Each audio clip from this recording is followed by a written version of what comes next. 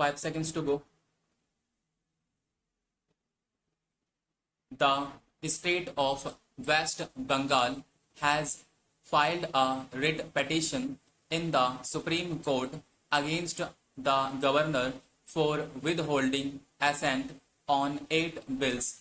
In the writ petition filed under Article 32, the state contended that the governor's refusal to give assent to the bills without stating any reason was contrary to the mandate of Article 200 of the Constitution. In the petition, the state referred to the direction passed by the Supreme Court in the case against Telangana governor that governors should return the bills as soon as possible in terms of the mandate of Article 200.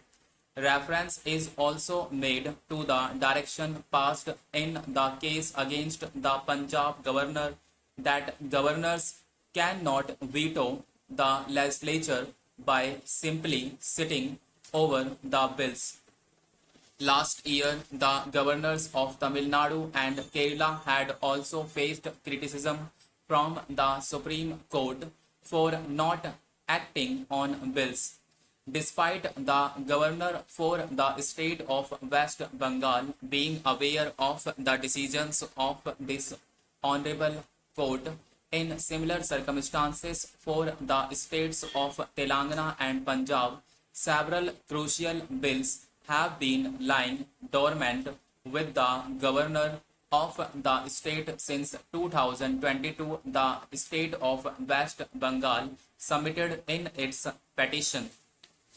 The relevant facts of the case are that in proceedings under Section 138 of the Negotiable Instruments Act 1881 instituted against the petitioner, he filed an application seeking a direction to the complainant to produce his income tax return and money lending license. This application was dismissed by the trial court on 11/5/2023.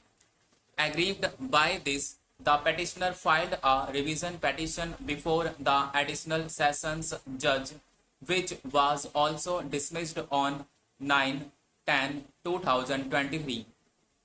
In the background of the narrative provided in the petition, I have heard the learned counsel for the petitioner.